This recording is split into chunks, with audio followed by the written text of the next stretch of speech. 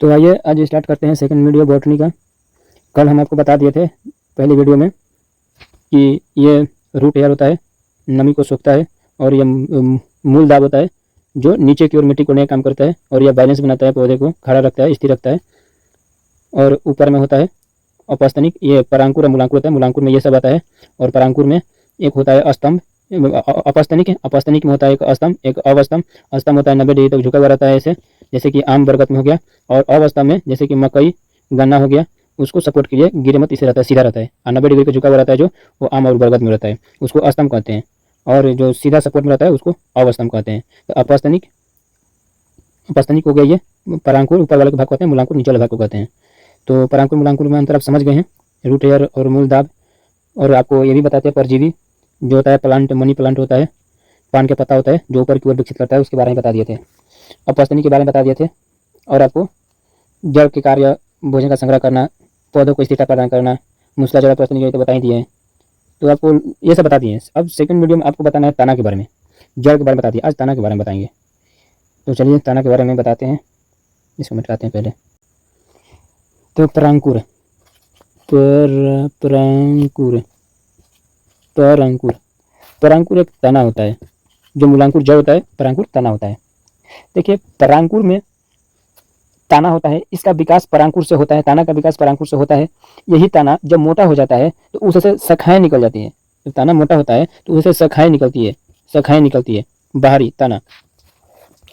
इसमें मूलांकुर में बताए थे आपको, मूलांकुर में कि पॉजिटिव जियोट्रॉफिक होता है, पॉजिटिव जियोट्रॉफिक। इसमें आप फोटोट्रॉपिक बताए थे, निगेटिव।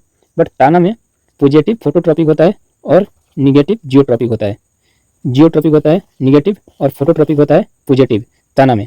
और जड़ में ये पॉजिटिव होता है, ये निगेटिव होता है। और ताना में ये पॉजिटिव फोटोट्रॉपिक पॉजिटिव होता है और जियोट्रॉपिक निगेटिव होता है। तो ये तो आपको बता दिए थे। ये फोटोट्रॉपिक हो गया ताना में, फोटोट्रॉपिक। ये जियोट्रॉपिक।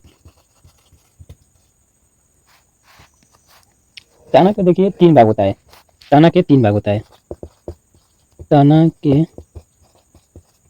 3 भाग होता है। ताना के 3 भाग होता है। वायवीय लिख देते हैं, वायवीय, वायवीय, अर्धवायवीय, अर्धवायवीय, अर्धवायवीय, भूमिगत,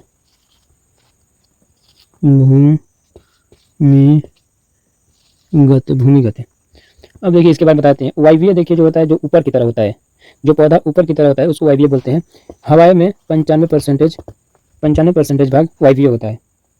अर्धवायवीय का मतलब जो घास होता है, घास, जैसे कि उसमें 20% भाग उसका नीचे की ओर होता है। जैसे कि घास हो गया ना, इसका ये जड़ हो गया, 20% भाग इसका तना अंदर होता है और 80% भाग बाहर होता है। इसीलिए इसको जब काटते हैं ऊपर से, इसका तना 20% नीचे रहता है, और काटने के बाद भी ये फिर से ऊपर की तरफ उग जाता है। दोबारा भी लोग इसको काट सकते हैं 3 बार 4 बार। जब इसको खुरपा से देंगे, नीचे से काट देंगे, यहाँ से काट देंगे, यहाँ से काट देंगे, तो ये नहीं हो पाएगा घास, ये दोबारा नहीं हो पाएगा, सूख जाएगा।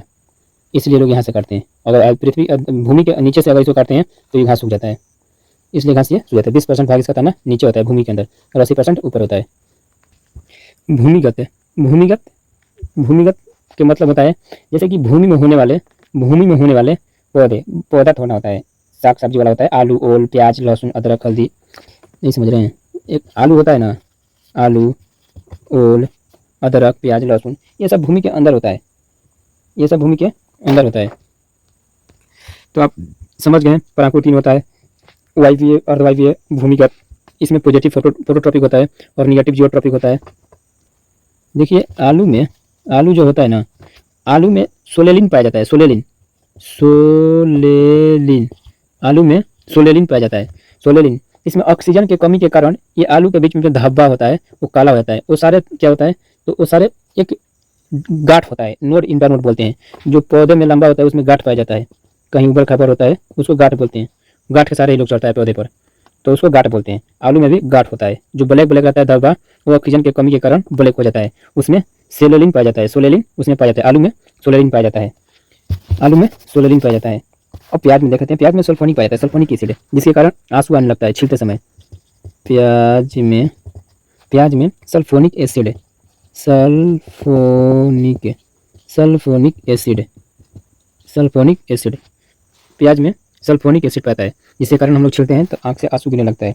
हल्दी में हल्दी हल्दी हल्दी में कुरकेमिन कुरकेमिन हल्दी में कुरकेमिन पाया जाता है। हल्दी में कुरकेमिन पाया जाता है। लहसुन में लहसुन लहसुन में एलासिन एलासिन लहसुन में एलासिन पाया जाता है।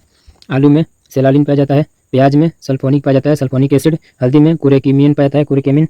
लहसुन में एलासिन पाया जाता है, लहसुन में एलासिन पाया जाता है, एलासिन। तो आप ताना के बारे में समझ गए हैं। ताना में समझ लीजिए एक नोड इंटरनोड होता है, उसको हम लोग गांठ बोलते हैं, जो ढचका ढचका होता है। ऐसे ऐसे पौधा होता है, सीधा नहीं रहता है, थोड़ा सा माइनर ऊपर का जैसा रहता है। जैसे सारे हम लोग पेड़ पर चढ़ते हैं, आम हो गया, कुछ भी हो गया, और वही गांठ से तना निकलता है, उसी गांठ से तना निकलता है।